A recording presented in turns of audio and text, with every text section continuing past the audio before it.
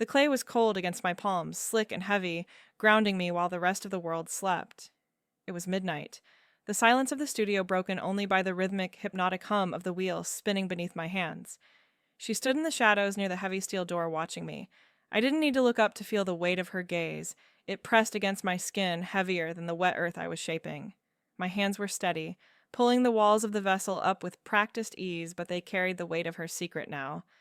The gallery opening was 6 hours away. The truth we shared was about to be tested, and the air between us was charged with a tension that threatened to crack everything we had built. The air in here always holds a specific density, a mixture of damp earth, dried silica, and patience. Dust motes danced in the cone of the single spotlight above the wheel, settling on the rough wooden shelves lined with drying forms. It is a messy sanctuary, a place where mistakes are just part of the process, forgiven by the kiln. But tonight, the atmosphere felt different. It was sharp, brittle. She moved from the shadows, her heels clicking softly on the concrete floor. Even at this hour, she was impeccable. Silk blouse, tailored trousers, hair pulled back with severe, exacting precision. She looked like she belonged in a boardroom or a high-end auction house, not a dusty basement studio covered in clay splatter. But that was her armor. She stopped at the drying rack, her eyes tracing the curve of a tall vase I'd finished yesterday. As a curator, she had a reputation that terrified half the city. She could dismantle an artist's ego with a single, polite sentence about composition or intent.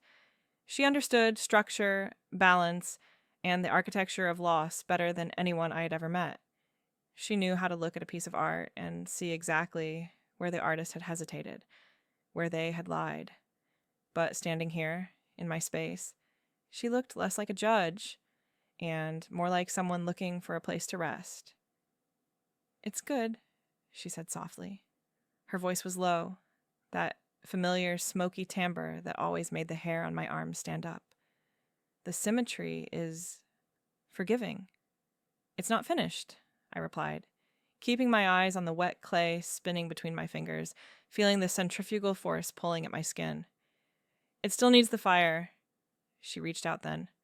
I stopped the wheel, the sudden silence loud between us. I watched her hand hover over the rim of the dried vase. It was a beautiful hand, manicured and elegant, the skin pale against the dark shelving. But then I saw it. The tremor. It was slight, barely a vibration, a tiny glitch in her composure. But for a woman who built her entire life on precision, on the ability to point and direct and define, it must have felt like an earthquake. She pulled her hand back quickly, tucking it into the deep pocket of her trousers, her jaw tightening. She caught me looking. The air, thickened, heavy with the unspoken. A week ago, I would have thought she was just cold. A week ago, I was just another artist hoping for her approval, terrified she would see through my work. Now I knew the truth. That tremor wasn't just nerves.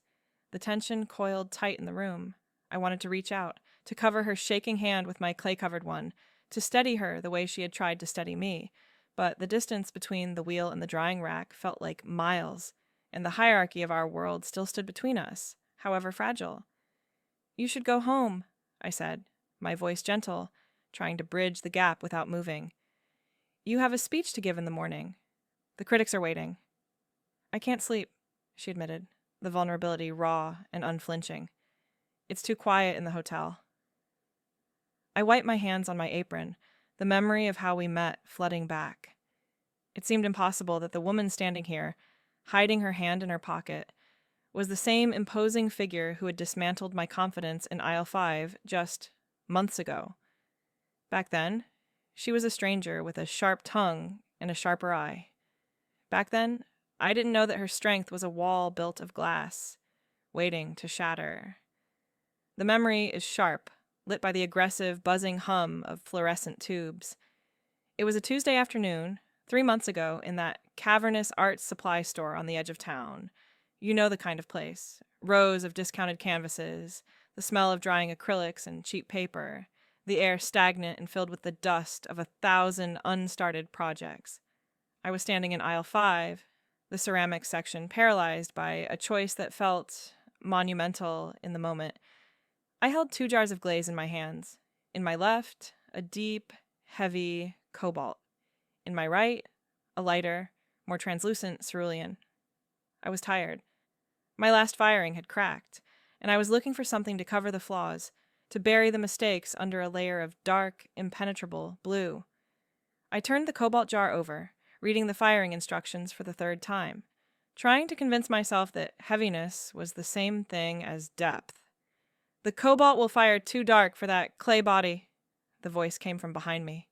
It was cool, precise, and carried an authority that cut right through the store's ambient noise. I turned around. She was standing at the end of the aisle, framed by shelves of modeling tools and sponges. She looked entirely out of place.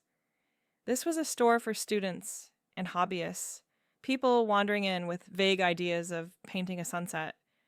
She was wearing a trench coat that looked like it had been tailored in Milan, the fabric moving with a liquid weight as she stepped toward me. She held herself with a terrifying stillness, her hands deep in her pockets, her gaze fixed on the jars in my hands. "Excuse me?" I asked, my defensive instincts flaring. "I saw you in the raw materials section earlier," she said, walking closer. She didn't apologize for the interruption. She spoke as if she were diagnosing a structural failure in a bridge. "You bought the heavy grit stoneware. If you use the cobalt on that texture, you'll lose the surface definition. It's too opaque. It swallows the light. You want the cerulean. It has transparency. It forgives the grit." It wasn't advice. It was a verdict. I felt a prickle of irritation heat the back of my neck. I didn't like being told how my own materials would behave, especially by a woman who looked like she hadn't touched wet clay in her life. "I'm looking for darkness," I countered, tightening my grip on the cobalt. "I don't need forgiveness. I need weight." She stopped right next to me then. The aisle was narrow, barely wide enough for 2 carts to pass, and her proximity was sudden and overwhelming. The air shifted instantly. The dusty, chalky smell of the store vanished, replaced by something sharp and expensive: sandalwood, cold rain, and old paper. She was close enough that I could see the faint lines of exhaustion around her eyes, the only crack in her armor. She reached out. Her hand moved with deliberate slowness, her fingers brushing against mine as she took the cobalt jar from my grip. The contact was brief, a mere graze of skin against skin, but the air between us charged, thickening with a sudden, static tension. She didn't pull away immediately. She inspected the label, her expression unreadable, then met my gaze. Her eyes were dark, intelligent, and completely unflinching. "Wait is easy," she said, her voice dropping, intimate in the sterile, bright aisle. "Clarity is the difficult part. But if you want to drown the work, go ahead." She set the jar back on the shelf, right next to my shoulder. She didn't move back. We stood there, suspended in the hum of the lights, the space between us filled with a strange, magnetic friction. I should have been annoyed. I was annoyed, but I was also riveted. No one had looked at my choices with that much intensity in years. It felt less like a critique and more like a challenge, a dare. "Who are you?" I asked, my voice quieter than I intended. "Someone who hates to see good clay wasted," she answered. She didn't buy anything. She hadn't even picked up a basket. She just looked at me one last time, a lingering, assessing glance that made me feel like I was the one being put in the kiln. And then she turned and walked away. The sound of her heels was sharp and rhythmic against the linoleum, a metronome counting down the seconds until I could breathe again. I stood there for a long time after she left. Then, cursing softly under my breath, I put the cobalt back and bought the cerulean. She was right, of course. She was always right about the art. I just didn't know yet how wrong she was about herself. The light of dawn was gray and unforgiving, filtering through the blinds I kept meaning to fix, but never did. It washed over the kitchen counter, illuminating the scattered sketches, the breadcrumbs, and the 2 mugs of black coffee steaming in the silence.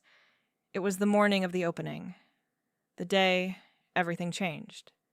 But for a moment, the world had shrunk down to the 4 walls of my apartment, and the sound of a silver spoon clinking against ceramic. She stood by the window, looking out at the waking city. The woman from the shadows was gone. In her place was the curator, dressed in a charcoal wool suit, tailored with devastating precision, ready to face the art world.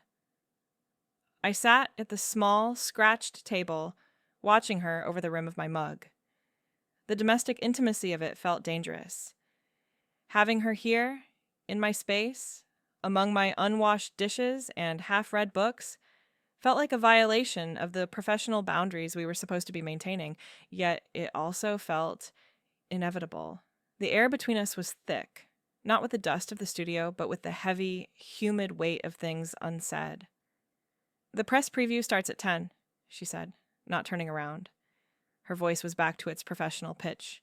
Cool, detached, efficient. "The Vulture will be there. He's going to ask about the influence of the mid-century modernists. Don't engage him on theory. Just talk about the clay." "I know," I replied, my voice rough with sleep. "You've told me 3 times.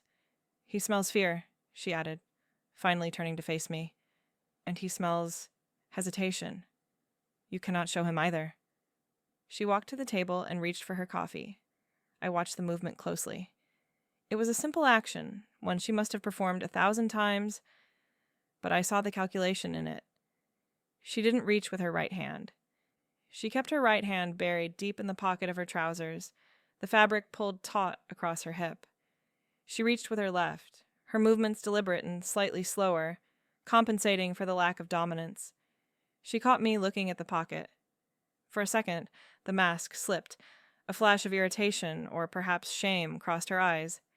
She took a sip of the coffee, her gaze holding mine over the rim, daring me to comment on it, daring me to acknowledge that the woman who could make or break a career with a single review couldn't hold a coffee cup without risking a spill.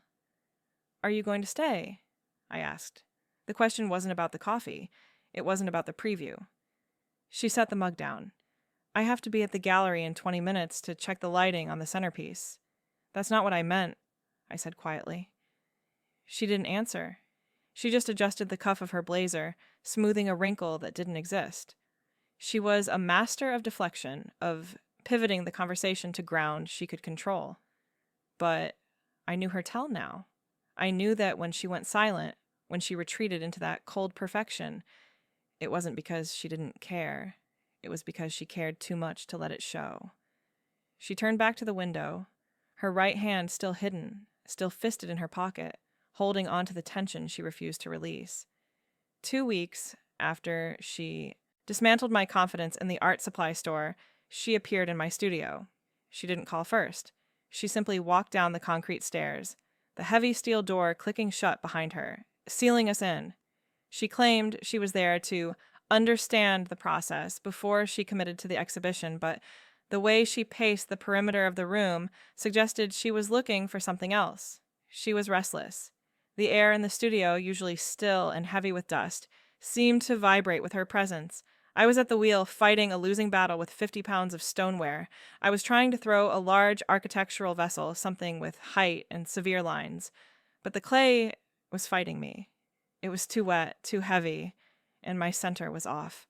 The walls kept wobbling, threatening to collapse under their own weight. I was sweating, my hair plastered to my neck, my arms aching from the effort of trying to muscle the earth into submission. "You're forcing it," she said. I didn't look up. I bit my lip, digging my thumbs into the clay, trying to save the rim. "It's just settling." "It's not settling. It's drowning," she corrected. Her voice was closer now. "You're pulling the walls too thin before the base is stable. It's structural suicide."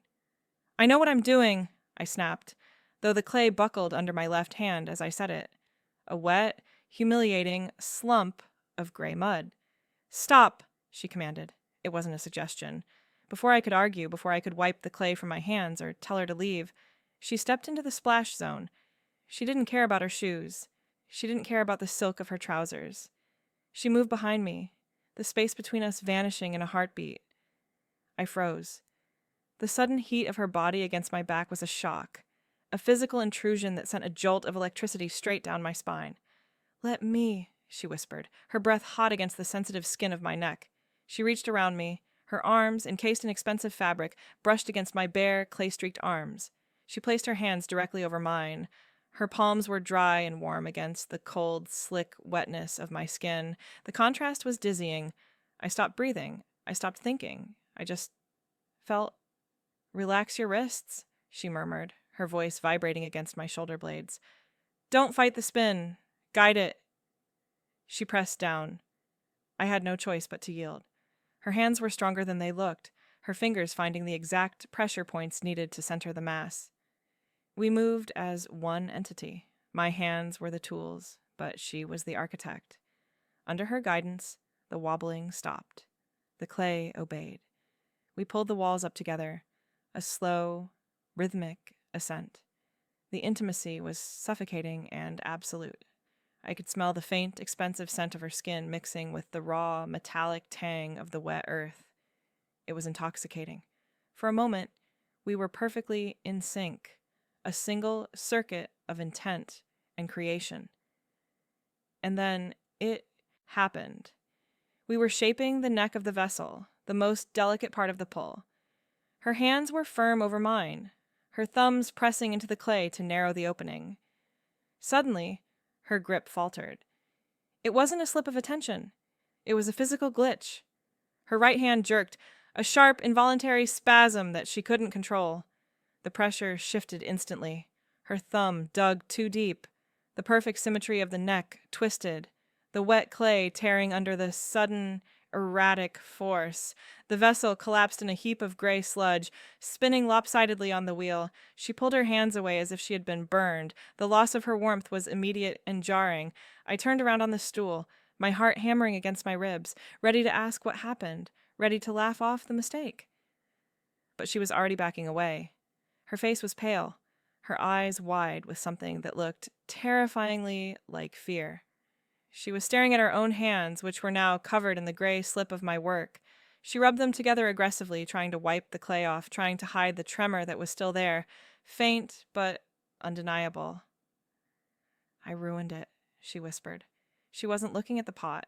She was looking at her own hands, watching the fingers spasm. "It happens," I said, reaching for a towel. "It's just mud." "It's not just mud." Her voice was brittle. "It's degenerative. My hands, they don't stop." She turned before I could respond, the confession hanging in the air like smoke. "I have to go." She fled, leaving me sitting in the silence, covered in wet clay, staring at the empty space where she had been. She had been perfect, until she wasn't. And in that moment of failure, I felt closer to her than I ever had when she was criticizing my glazes. We needed air. The apartment was too small for the size of the secret sitting between us, and the gallery was a waiting room for judgment. So we ended up here, of all places. The county fairgrounds. It was a collision of worlds that felt almost violent. The air smelled of diesel fumes, spun sugar, and livestock. The noise was a physical wall. The mechanical scream of the gravitron. The tinny, distorted pop music. The roar of 1,000 conversations happening at once. "It's chaotic," she observed, stopping in front of a booth displaying quilts made of mismatched, garish fabrics. She wasn't sneering, though. That was the surprise. In the gallery, she would have dismissed this as visual noise.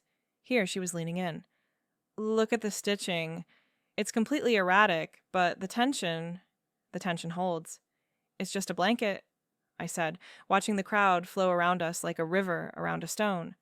"No," she corrected, tilting her head. "It's survival. Someone needed to keep warm, so they took whatever they had and forced it to fit. It's desperate. I like it." She turned away from the booth, and the crowd surged.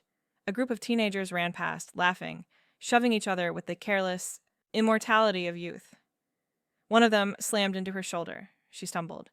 The uneven ground betrayed her heels, and for a second, she was going down. I didn't think. I just moved. My hand shot out, catching her by the elbow, my other hand pressing flat against the small of her back to steady her. The contact was instant and grounding. Through the thin silk of her blouse, I could feel the heat of her skin, the rigid tension of her spine. I pulled her out of the path of the crowd, tucking her into the small, quiet eddy between a generator and a popcorn stand. She didn't pull away. She stood there, breathless, her chest rising and falling rapidly. Her sunglasses had slipped down her nose, revealing eyes that were wide and bright. "Are you okay?"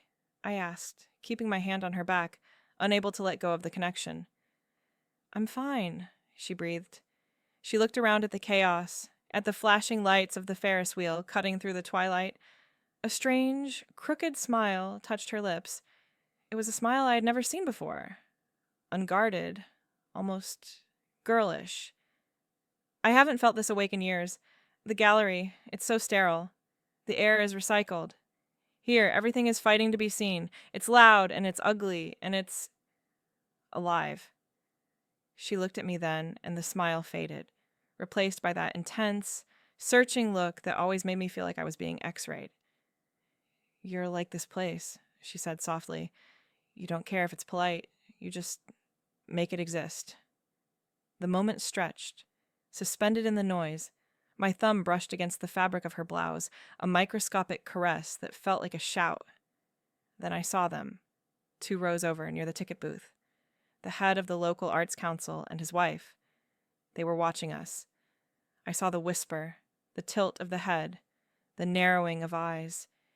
In a town this size, the curator wasn't just a visitor. She was a headline. And the artist she was championing, me, was the local curiosity. The rumors had already started weeks ago. Why is she spending so much time at the studio? Why is her car parked there, overnight? I stepped back, breaking the contact. The loss of her warmth was immediate, a cold draft rushing in to fill the space between us. "We're being watched," I murmured, nodding toward the ticket booth. She adjusted her sunglasses, the armor sliding back into place. The vulnerability vanished, replaced by the cool, indifferent mask of the professional. She checked her watch, her movements sharp and efficient. "Let them watch," she said, though her voice had lost its warmth. "We have a show to open, and I need to change my shoes." She turned and began walking back toward the exit, her head high, her stride recovering its rhythm. But I noticed she kept her right hand deep in her pocket, clenching the fabric, hiding the tremor that the adrenaline had surely woken up. We left the chaos of the fair behind, driving back in a silence that felt heavier than before. It was the rain that finally trapped us. A sudden, violent summer storm that hammered against the corrugated metal roof of the studio like 1,000 tiny fists, drowning out the rest of the world. The power flickered, leaving us in the dim, golden glow of the emergency lights and the single lamp over the wheel. It was late, past 2 in the morning, and the air was heavy with humidity and the smell of wet asphalt seeping in from the street above. She had been pacing for an hour, watching me wedge clay, her silhouette restless against the cinder block walls. The critique she had given me earlier, about the lip of a bowl being too hesitant, hung in the air between us. But tonight, her words felt less like judgment and more like frustration. She wasn't angry at my work. She was angry at her own distance from it. "Move," she said suddenly. I looked up, startled. She was standing right next to the wheel, looking down at the hump of fresh clay I had just centered. "Excuse me?" "Get up," she commanded, though her voice lacked its usual icy authority. It sounded ragged. "I want to try." I stood up, wiping my hands on my apron, stepping back into the shadows. This was unprecedented. The curator never touched the clay. She observed. She analyzed. She kept her distance to maintain her objectivity. But tonight, something in the storm had cracked her resolve. She began to strip off her armor. First, the heavy gold watch, unclasped and set on the workbench with a sharp click. Then, the rings, 3 of them, diamonds and platinum, placed in a neat row beside the watch. Finally, she rolled up the sleeves of her silk blouse, folding the expensive fabric past her elbows with jerky, impatient movements. Her arms were pale, the muscles defined but tense. She sat at the wheel. She looked small there, hunched over the splash pan. She took a breath, reached for the pedal, and kicked the wheel into motion. "Water," she whispered. I watched, mesmerized, as she dipped her hands into the bucket and brought them to the spinning clay. She knew the theory perfectly. I could see her mind working through the mechanics, anchor the elbows, compress the clay, find the center. She leaned in, her face set in a mask of intense concentration. But the moment her hands touched the clay, The lie fell apart. It wasn't just a slip this time. It was a violent, rhythmic betrayal. As soon as her muscles contracted to apply pressure, her hands began to shake. Not a nervous tremble, but a deep, neurological shudder that traveled up her wrists to her forearms. The clay, responsive to every touch, immediately warped. It wobbled wildly, knocking against her palms, throwing wet mud across her silk shirt, across her face. She gasped, trying to force her hands to be still, trying to muscle through the tremor. But the harder she fought, the worse it got. The clay collapsed into a chaotic, lopsided mess. "Damn it!" she screamed, a raw, guttural sound that tore through the studio silence. She yanked her hands back, clutching them to her chest, her breath coming in ragged sobs. The wheel spun on, carrying the ruined clay, mocking her. "I can't," she choked out, staring at the spinning mess. "I can't make anything anymore. I can only judge." I stepped forward, moving behind the wheel. I reached out and took her wrists. They were slick with clay and shaking violently. She tried to pull away, but I held on. "Don't," I whispered. I pulled her hands back to the wheel. I placed my hands over hers, interlocking our fingers, my palms pressing down on the backs of her hands. I used my weight, my strength, to lock her tremors down. I became the external skeleton she didn't have. "Together," I said. I pressed down. With my hands stabilizing hers, the shaking stopped. We pushed into the clay. Under the combined weight of our hands, the wobbling ceased. The clay centered. It rose. We pulled a cylinder, tall and straight, our hands moving as one complex machine. Her sensitivity, my stability. The intimacy was overwhelming, my chest pressed against her back, my chin resting on her shoulder. The clay slicked our fingers together, binding us. She let out a shuddering breath, leaning back into me, surrendering the control she had fought so hard to keep. "You can be the steady ones," she whispered, turning her head slightly, her lips inches from my jaw. The wheel slowed. The clay was perfect. And in the quiet of the storm, with our hands still tangled in the wet earth, the professional distance finally evaporated, leaving only the heat of two women who had finally found the piece they were missing. The gallery was a vacuum, sealed tight against the noise of the street and the impending chaos of the reception. In 10 minutes, the glass doors would slide open, and the critics, the collectors, and the curious would flood in to drink cheap white wine and judge the last 6 months of my life. But for now, the room was terrifyingly still. The track lighting hummed, a low-frequency buzz that seemed to vibrate in my teeth. I stood in the center of the main exhibition space, surrounded by the work. Seeing it all arranged like this on pristine white plinths under unforgiving halogen lights made my stomach turn. In the dim, dusty safety of the studio, the pieces had felt private. They were experiments in form, in tension, in the interplay between collapse and support. But here, stripped of the shadows, they looked like secrets shouted through a megaphone. I had named the collection Tremor.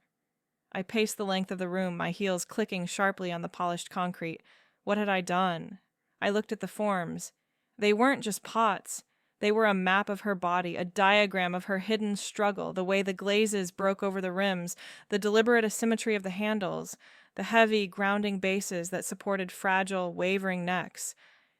It was all her.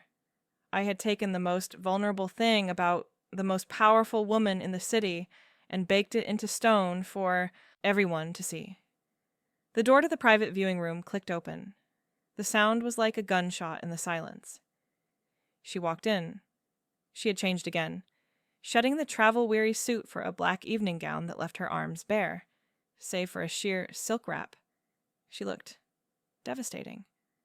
Cool, distant, untouchable. The curator. But I knew better. I knew the effort it took for her to hold that glass of water she'd been drinking earlier. I knew the cost of that stillness. She didn't look at me.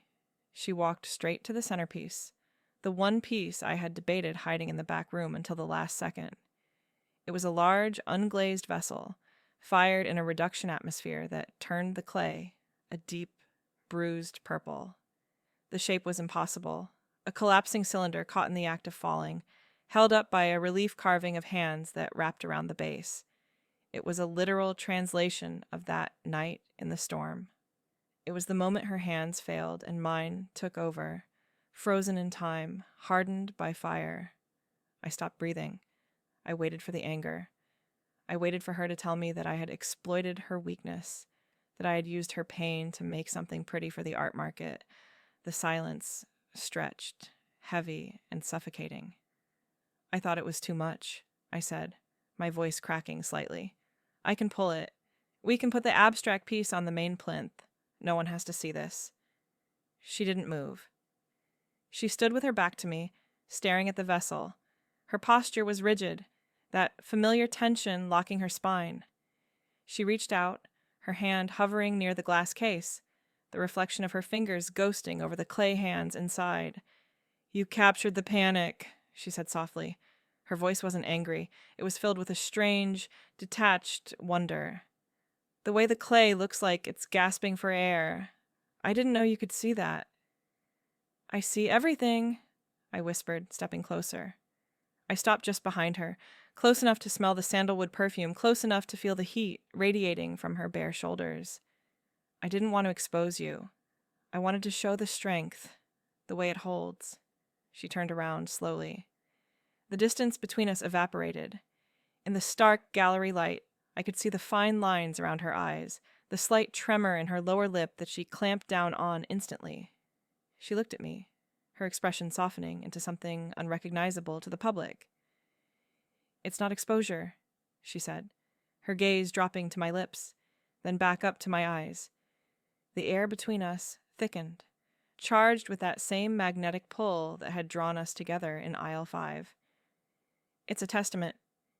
You didn't hide the flaw. You built the entire structure around it. You made the weakness the strongest part of the wall." She took a step closer. The hem of her dress brushed against my leg. My heart hammered against my ribs, a frantic rhythm that had nothing to do with the critics outside. Her eyes were dark, dilated, searching mine with an intensity that felt like a physical touch. "You saved me," she whispered, the admission barely audible. In the clay. And here." She leaned in. I tilted my head, the instinct to close the gap overwhelming. The world narrowed down to the curve of her neck, the scent of her skin, the promise of the contact we had been dancing around for months. Her breath hitched. My hand started to rise, reaching for her waist, needing to anchor her, to anchor us. Then a sharp knock echoed from the front of the gallery. "5 minutes," the gallery assistant called out, her voice muffled by the heavy glass. We sprang apart. The spell shattered, replaced instantly by the cold reality of the clock. She took a deep breath, smoothing her dress, her face composing itself into the mask of the curator in seconds. The vulnerability was packed away, locked tight behind the wall of her professionalism. But before she turned to face the door, she looked at me one last time, her eyes flashing with a promise that had nothing to do with art. "Let them look," she said, her voice steady, the tremor gone. "They think they're looking at a pot. Only we know they're looking at us." The double glass doors slid open, and the silence was instantly obliterated by a chaotic swell of sound. Critics and collectors flooded in, circling the plinths, their breath fogging the glass as they dissected the work. She was in the center of it all, moving through the crowd with a fluid, terrifying grace. She deflected questions with a tilt of her head, answering inquiries about structural integrity without ever really saying anything at all. She was brilliant, but I watched her hands. They were clasped tightly behind her back, the knuckles, white, locked together in a rigid grip. Then the dynamic shifted. The crowd parted near the centerpiece, the vessel of the hands, and a man stepped forward. It was the critic she had warned me about. He didn't look at the pot. He looked at her. He cornered her against the stark white wall, his voice carrying over the low buzz of the room with a practiced, cutting projection. "It's fascinating," he said, his tone dripping with false admiration.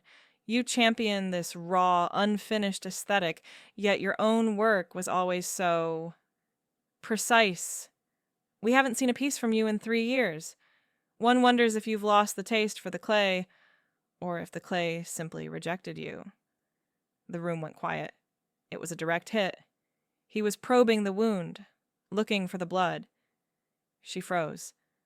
Her chin stayed high, but I saw the color drain from her face. Her hands, still hidden behind her back, spasmed violently. I saw the tension shoot up her shoulders, locking her neck. She opened her mouth to speak, to deflect, but the silence stretched too long. The tremor was spreading. She was about to break. I didn't think. I pushed off the pillar, cutting through the crowd. I didn't walk like an artist accepting praise. I walked like a mechanic, fixing a failing machine. I stepped right into aisle sign. The circle, placing myself physically between her and the critic, but turning my body so I was standing next to her, shoulder to shoulder. The clay doesn't reject anyone, I said, my voice loud, steady, cutting through the tension. But it demands a partnership. This piece isn't about isolation.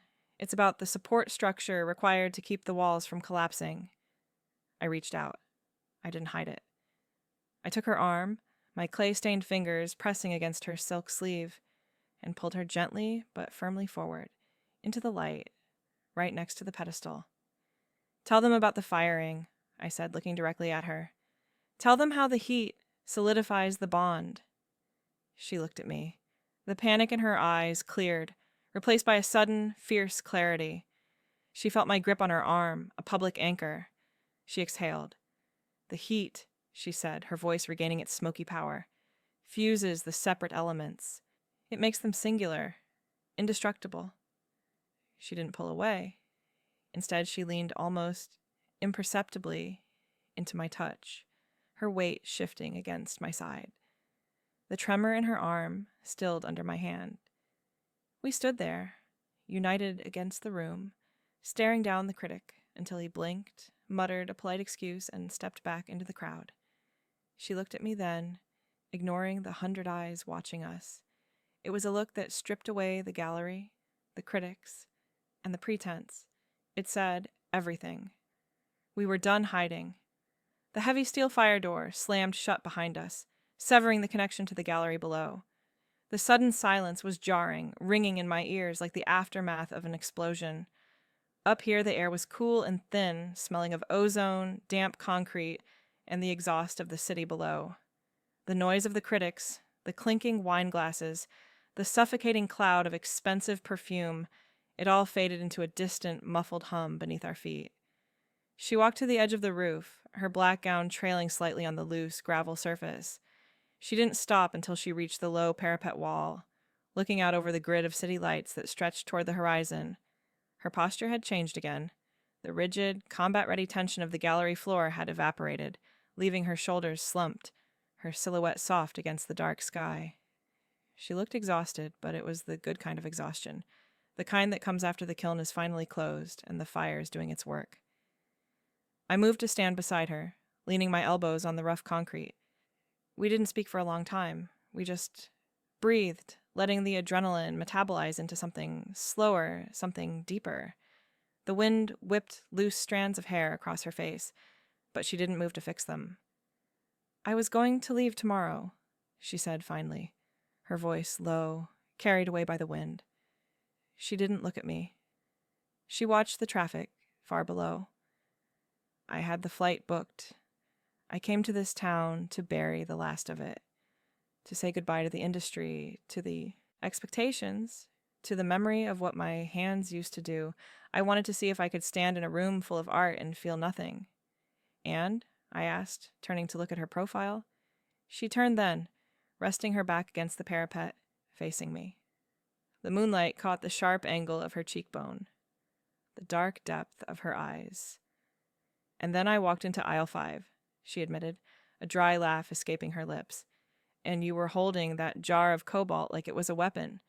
You were so messy, so determined to force the clay to hold a weight it wasn't designed for.